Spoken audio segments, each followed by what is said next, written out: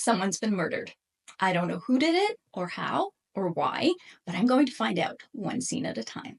Hi, I'm Liz, and this is The Quiet Table. It's a space for solo RPG players who love interesting characters, emergent storytelling, and a story that evolves as you roll the dice. In this video, which is part 1 of 4, I am starting a new mystery solo RPG adventure playthrough with the help of the Mythic GM Emulator and an article from the Mythic Magazine. This one goes way back into their archives to Mythic Magazine issue 6, which introduces an article called Creating Mystery Adventures. This article also introduces a simple but powerful structure called the Mystery Matrix, which allows you to track your suspects, your clues, and put together and solve the mystery as you play. So if you've ever wanted to build a mystery as you go with very little prep ahead of time and no idea where the whole thing is going, this series is for you. So let me take you to my quiet table and let's get started. So just in case you're not aware, Mythic has a magazine that comes out once a month. If you support their Patreon, which is quite affordable, you get the Mythic Magazine every month. And the magazine includes 2 articles. And very often the articles are different ways that you can play using the Mythic GM Emulator to enhance your solo RPG experiences. And I think they're up to something like 54 or 55 issues now. And yes, I own every one of them because I am a Mythic fangirl. And because of that, I like to dig through my magazine collection every now and again and find an article that I haven't played through and play through it. So the particular article that I am highlighting today is Creating Mystery Adventures, which originally appeared in Mythic Magazine number 6, and I own it in the Mythic Magazine collection number 1. All of this is going to be linked in the description box down below in case you want to pick it up as well. So what exactly is this? Well, it is a way for you to use the Mythic GM Emulator to create a mystery adventure. Now, if you're using the GM Emulator to play through your story, you might come up with a mystery just through your regular playstyle. However, Mythic is not designed to get to the heart of a mystery. So you might end up meandering, going and chasing down different threads, different leads, going away from your mystery, coming back to your mystery. You're going to be all over the map. And if what you have in mind is an actual mystery with a particular mystery structure, so when I say mystery, I am talking about things like Agatha Christie mysteries, or just your average gupshoe mysteries, or the Knives Out movie, all of which are examples used in the article as well. And so this variation allows you to give your mystery some structure in a way that the Mythic GM Emulator just does not allow. So I'm going to give my usual disclaimer here, which is that I have not played using this particular system before. Of course, I've been using Mythic for quite a while, but not this specific variation. So I've gone through, I've printed out the article, I've highlighted things that I think are going to be important as I play, but I am going to make mistakes, and that's okay. And this is also my way of encouraging you, which I see as my public service announcement, to encourage you to be okay with making mistakes. Make all of the mistakes. Unlike me, nobody's watching you. And there is no RPG police for you or for me. So it's okay to make mistakes. It's okay to try things out. It's okay to get things wrong as long as you're having fun. And that's my goal with this session. I want to have some fun. I want to tell a good story. I want to surprise myself. I want to let the dice lead and see where we end up.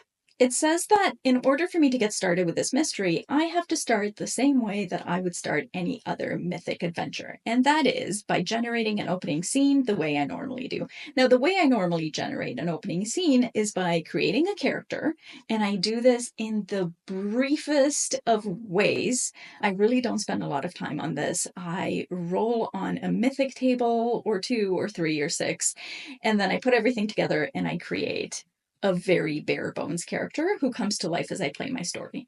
Then I create a location and I think about my opening scene, and that's it. So I have done this off camera.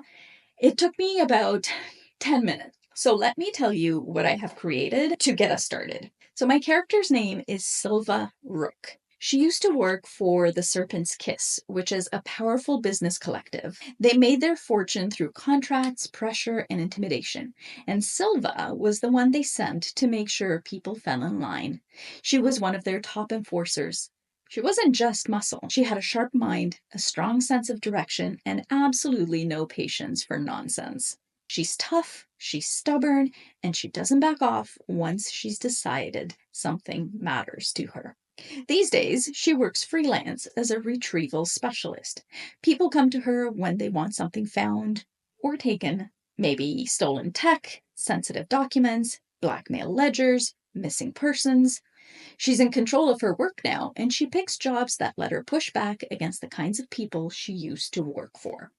One thing I should have mentioned at the beginning is that I am setting this in a steampunk setting. It's just what I felt like playing. Now, for the location, I created a massive underground freight junction buried beneath the city's old industrial quarter. It's called the Torrite Exchange. And although trains still thunder through the main lines at irregular intervals, much of the surrounding infrastructure has been abandoned or left to decay. Platforms once used for passenger transfers now sit empty, and old cargo bays are shuttered or filled with rusting equipment. Only a skeleton crew remains on site to manage what little traffic still moves through here, and even though they stay close to the lit corridors, people often go missing down here or have unfortunate things happen to them.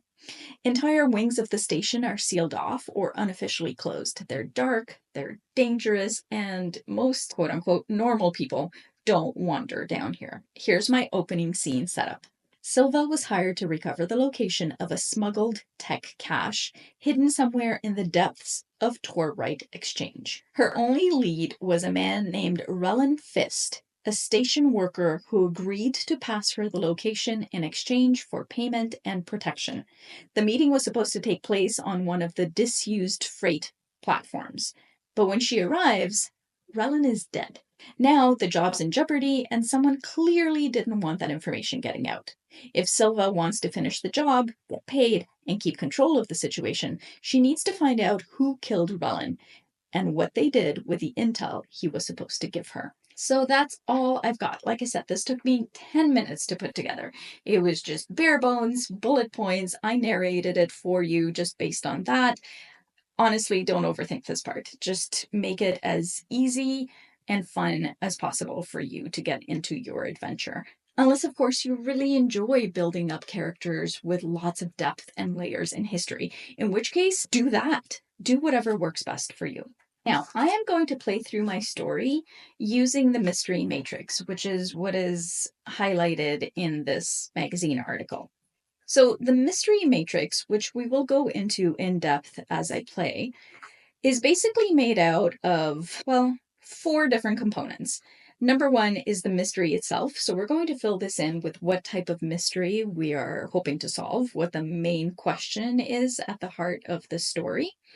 And then we're going to write down clues as they come up, and we're going to write down suspects as they come up, and then we're going to link the clues to the suspects, and eventually we're going to come to a conclusion, figure out who killed our guy, and wrap up the adventure. There are also progress points for both clues and suspects. I will talk you through all of this as I play, but I figure it's more fun for you and for me if I just play and then narrate the actual variables and the mechanics that go into playing as I play. So let's get started. The first thing I need to write down is what the mystery actually is, because that's how we're going to know when we've completed it. So the mystery is who killed Relin Fist, or Feist. I don't know, Phist. You can pronounce it however you want. I'm going to write that in here. So Silva is faced quite literally with this dead body that she finds on the platform. She knows this is Relin, and she knows she was supposed to meet him and get the information, but now he's dead, so she can't get any information. So we're going to play through the way that we would normally play through a mythic adventure. The first scene, which is what this is, unfolds as expected. Now, in order to start filling out clues and suspects and all of this fun stuff here, we have 2 options. We have investigations and we have discovery checks. And here's the difference between the 2. An investigation is just what it sounds like. Your character is rooting around for clues and suspects. This is standard Mythic play where your character goes from scene to scene asking fate questions and interpreting answers. This means that if Silva is examining a location, a body, an object, or a situation logically and methodically, then this all happens as part of the normal scene play. And it doesn't require special checks or anything like that. She is already presented with some kind of clues or some kind of information. And I would use investigations when she's already on site in a particular area and she's doing what seems obvious to her. In this case, it's going to be looking at Rellen's body or checking the platform, looking for clues, that sort of thing. Using the investigation means that we get a clue or a suspect, and we get to write that down in the mystery matrix. It also says if a clue logically links to a suspect, then we can draw a line showing that link and add a clue point to the suspect. Now, this is very early on. We don't have any clues or suspects, so we're just starting right from the beginning. Now, let's also quickly talk about discovery checks because those are going to come into play as I continue on. So while investigations are all about following known leads and expected lines of inquiry, a discovery check is about checking into the unknown. First, the character has to do something to earn the discovery check. There has to be some risk, some uncertainty of being able to make the discovery check. And that is important because an investigation is just something that you can smoothly work through. She is already there and there's a dead body in front of her. A discovery check is going to involve some kind of risk or uncertainty to her. So here are some examples. Earning the discovery check can come in many forms. The character has to fight a group of thugs in a lair before he can search it for evidence. The character believes there's evidence in a safe, but first he has to crack it open. A suspect is being tight-lipped, but the character tries to talk them into spilling the beans. It's up to you to decide if the character has fulfilled a requirement to make the discovery check, but there should be some barrier to overcome to get there. And then, if the character succeeds in making that discovery check, then we ask a fate question, worded as, is anything discovered? This is a normal Mythic fate question, and we'll decide the odds, we'll use the chaos factor, and then we'll see what comes up, and we'll go from there. Again, I will show you more of this as we play through, but I thought these two elements were important to point out because she is going to go through an investigation phase. I am interrupting this video so that I can come to you from my editing desk because I realized as I was editing that I ended up playing through probably about 10 full hours of this mystery session. Spoiler alert, it does go on for quite a bit longer than I had expected, but I was having such a blast. And in all of that time, and probably at least a dozen scenes, I never go back to the investigation element. I completely forget about it. It's like it doesn't even exist. I do it in the opening scene and then never again. I rely exclusively on the discovery checks, which just tells me that the discovery checks are enough and I didn't need the investigation aspect. But if you find yourself questioning, why is she not going back to the investigation stuff? That would make more sense here. That's why. I just completely forgot about it as I played. I got really into the story. I went with the discovery checks 100% all the way through, and it worked for me. Back to the game. So, Silva is presented with a dead body. At this point, I think that she would go to some lengths to make sure that she's alone. And maybe this is part of her actual investigation, and this is where she's going to discover either a clue or a suspect. Now, luckily for us, we have a brand new mystery descriptors tables. So we're going to decide whether she finds a clue or a suspect. Nothing at this point really tells me to lean one way or the other. So I'm going to roll a d4. On a 1 or a 2, she finds a clue. On a 3 or a 4, she finds a suspect. 3 or 4, she finds a suspect. So I'm going to roll on the suspects table, and I'm going to roll on it twice and see who she finds. 51, information. Well, that's kind of handy because that's really what she's after. 59, love. Information and love, and this is a suspect that she finds. Silva waits in silence, scanning the perimeter. She waits for 1 minute, 2. A gust of heated steam breaks the stillness, and then she hears the sound of a shoe scraping softly on iron. It's coming from her right, behind a stack of old cargo bins, maybe 10 paces back from the platform's edge. She moves toward the noise and finds a figure standing half concealed in the shadows. But now I need to know who this figure is. And to do that, we are going to roll on the characters table. Now, the first thing I typically roll is to find out if this person is male or female. Again, my standard disclaimer, they could be non-binary. I just like to make it really easy on myself and just go 50 or less for female, 51 or higher for male. So this person is 81, so this person is male. I'm going to roll on the characters table twice. I got 37, foolish, and 20. Foolish and curious. That works, right? For somebody who is hiding in the shadows, maybe has witnessed this person being murdered. Foolish and curious definitely fits. And then I want a little bit about their appearance. 15, colorful, and 93, tools. So maybe it's somebody who works here as well. We already know that Relin worked here. Maybe this person also works here. And then finally, I want to name this person. And so I'm going to roll on the names table. And I got 93, which is a virtue, and 3, which is the letters AH. I didn't kill him, he blurts out. Silva doesn't even blink. What's your name? Ari Vow. I work signal maintenance. Relin, he told me to come. Said he needed someone to watch his back. I didn't know it would be... He glances toward the body and stops. You saw what happened? Ari nods. But I was late. I was only a minute or two behind him. I saw someone walk away from him. A black coat. Fast. I didn't get a good look. I was scared they'd see me. And then you stayed. I didn't know what else to do. How much did Relin tell you? Not much. Just that he was sitting on something. Information. He said it was dangerous. Said he couldn't trust the official channels. He was scared. Why were you late? I got held up. Signal relay on corridor 9A blew a fuse. I had to clear it. Couldn't leave it hot. I ran here as soon as it was safe. Tell me more about this person you saw. Coat down to the knees. Dark. I think maybe it was a man. I couldn't see their face. Shorter than Relin. Quick. Loud boots, though. Which way did he go? Left through the northeast service hatch, I think. So I think this is all of the information that Silva is going to get from this guy at this point in this particular scene.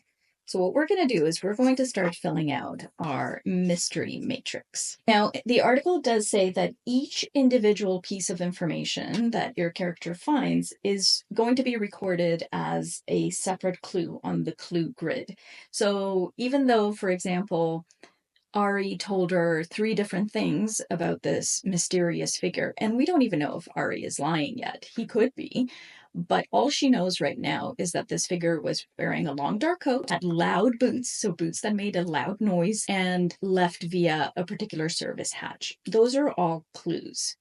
Now, for suspects, we've got our young man who we just met. So that's Ari Val. And of course, we have his claim that there was this unknown figure who did something to Relin, but we don't know anything about who that figure could be. Maybe it's male, maybe it's not, maybe Ari's lying. We have no idea, so I don't have anything else to put on my suspects list. Now, progress points, I would add 1 progress point according to the article if I had done a discovery check and been successful. I don't see anything in the article that says that I get progress points if I'm just doing a regular investigation, so I'm going to leave the progress points alone for now, and I'll explain those later when they come into play. So I'm going to say that is the end of scene 1. Silva is going to let Ari go about his business, and she is either going to investigate the body, or she is going to investigate the northeast service hatch. I don't know what she's going to do, so I'm going to roll on the character action table and see if that gives me some kind of indication of what she does. I got 50, important, and 99 work. So I'm going to say that our next expected scene is that Silva is going to investigate the body. But before we can go any further, we need to test our assumption, and we need to test and see if the scene is going to play out as expected. And to do that, we need to roll a d10 and compare to the chaos factor. I always start my stories with a chaos factor of 5. So we're going to say that we are still at 5, even though we could modify it based on how the last scene went. It's fine. We're going to leave it at 5 for now. And so let's see here. I rolled an 8. So that means that if we roll over the chaos factor, it is an expected scene. So it's an expected scene, and Silva goes ahead and investigates the body. Now I'm going to say that this is a discovery check. So I'm going to make it a little bit harder on her than normal because, as we discussed, she needs to earn it. She needs to earn the discovery. She kneels beside the body and checks pockets, boots, coat lining. She looks at anything that might indicate where he's been, what he's been doing, maybe even markings on his boots. She lifts and tilts the body carefully to check beneath him, looking for things dropped or hidden during his moments of death. So given that she has gone through all of this effort, I'm going to say she has earned the right to ask a fate question for a discovery check. And the fate question is anything discovered? So we need to decide the odds of it being a yes and the chaos factor influencing it, as with any fate question. So I'm going to say, I'm going to leave the chaos factor at 5 because that's what we're working with in the scene. And I'm going to say that given how thorough she is, I'm going to say it is very likely that she is going to discover something. 74. So that's a yes. It's just barely a yes, but that's a yes. So she discovers something. A yes result to the discovery check means you get to make a roll on the mystery elements table. Choose whether to roll for clues or suspects, whichever seems most appropriate for the situation. I'm going to say that what is most appropriate here is rolling for clues, and this is the mystery elements table right here. So this is where we roll a d10, and if we had a progress point or multiple progress points, we would add that to our result. We don't. However, we're going to make a note of one in a moment. But first, we're going to roll that d10 on the clues table and see what we get. An 8, so that is a new linked clue. If the new element is a clue, then generate the clue and then roll for the suspect it links to on the mystery matrix. For inspiration on generating a new clue or suspect, you can roll on the mystery element descriptors table. All right, so I'm not entirely sure what she finds, but I do know that it is going to be linked to our boy Ari because he is the only one we've got. So whatever clue she finds on Relin at this point is going to be linked to Ari. So knowing all of that, now we're going to roll on the clues table, and I'm only going to roll once, and let's see what we get. 36, festive. We find a clue that is festive. Now remember, we did say that the suspect had love as a possible motivation or a possible link. So I'm wondering if this festive element has something to do with that. So I'm going to check that we have one progress point under clues going off the festive descriptor.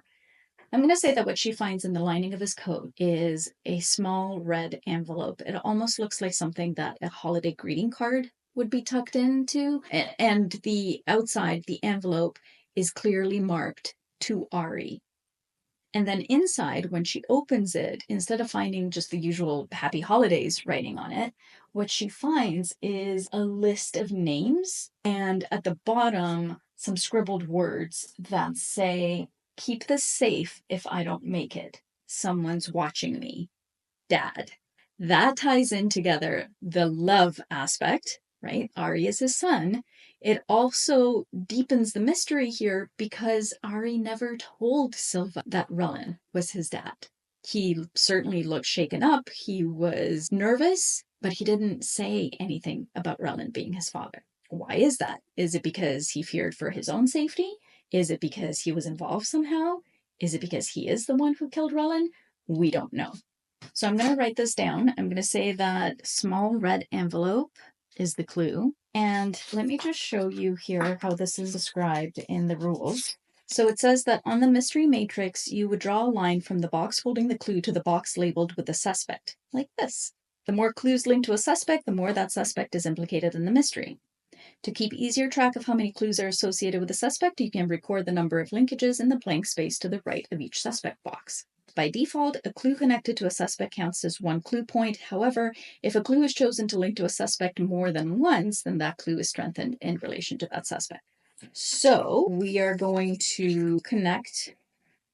I'm going to move over to a pencil because connections can be erased if need be. So if she finds a clue that is stronger, or rather, if she finds a link that is stronger between, let's say, a particular clue and a different suspect, then she would erase the connection that she had previously made. So for now, I'm going to say that Ari is connected to this particular clue and that he has one clue beside his name.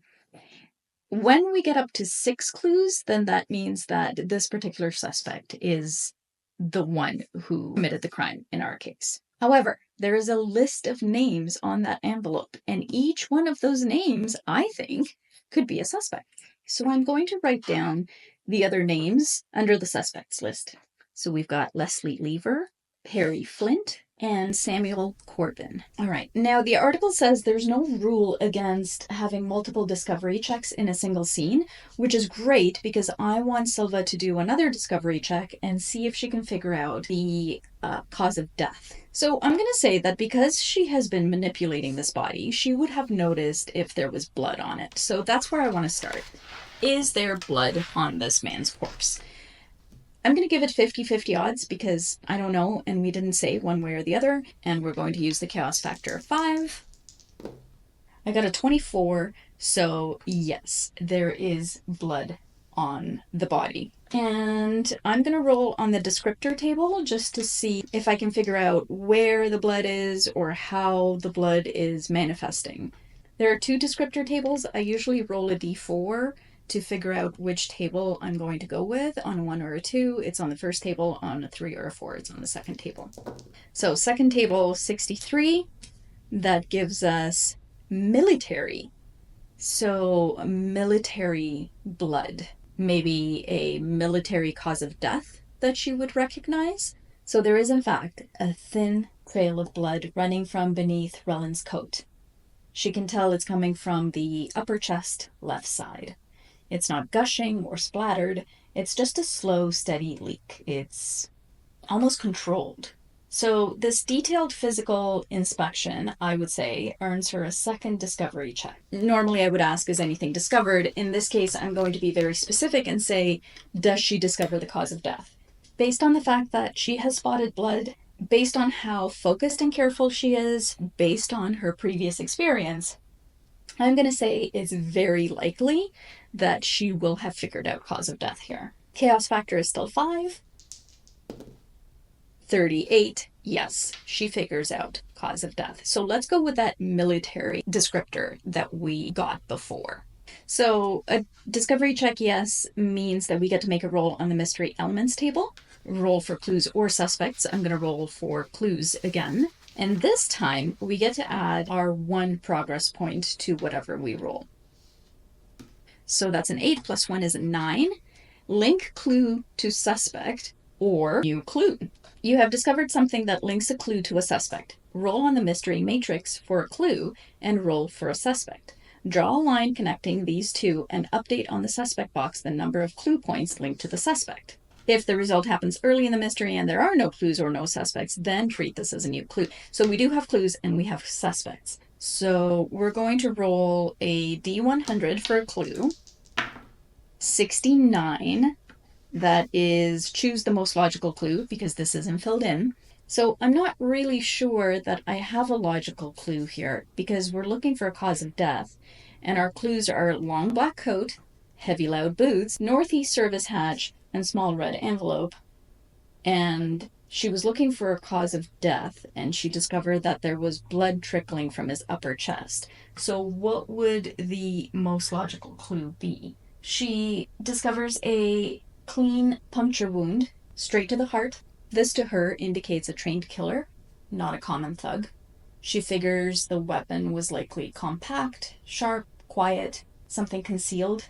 This is where the military descriptor comes into play. She figures that this person was trained, that the technique was not improvised, that this was planned, it was not a crime of passion or opportunity. So I'm going to say that the most logical clue to link to the suspect, based on Silva discovering the cause of death, is the long black coat, because it's directly associated with the unknown figure seen fleeing the scene, as Ari said. And it supports the kind of concealment and closeness required to make the wound. And Silva would naturally reframe this now as a potential link to a trained killer, somebody who knew what they were doing, somebody who brought in a weapon concealed under a long black coat. So now we're going to roll a d10 to see which is the most logical suspect here. And we got a 6. So we get to choose the most logical suspect. Now here's the thing. We don't actually know anything about Leslie Lever, Perry Flint, or Samuel Corbin. The only person we have met so far is Ari Val. I could sort of retcon and say that she does recognize these names, that maybe they are names that she has heard in her previous dealings with the Serpent's Kiss, and then she would be able to associate the long black coat with one of these people. I'm going to say that as Silva studies the wound and thinks back on the list of names, one name stands out: Perry Flint. She has heard of him. He worked muscle for the Serpent's Kiss. And if she remembers correctly, he always wore a long coat. This gives her a logical suspect in her mind. She also knows maybe something about Perry's background.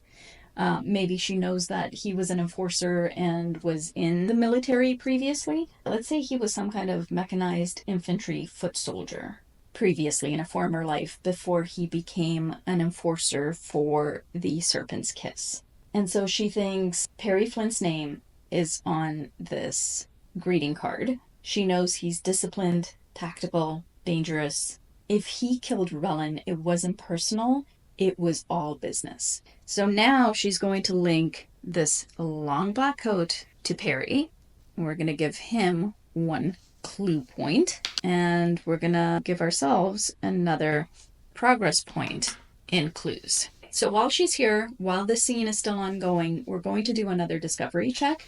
This time she's going to walk over to the northeast service hatch that Ari had indicated, and she's going to see if she can find anything of interest there. She's watching her footing and the ground for any signs of movement, debris, disruption, footprints, anything. Then she's going to examine the door itself.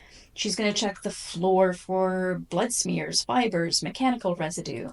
And she's going to use her mechanical know-how to look and see if she can figure out if the hatch was opened recently and how.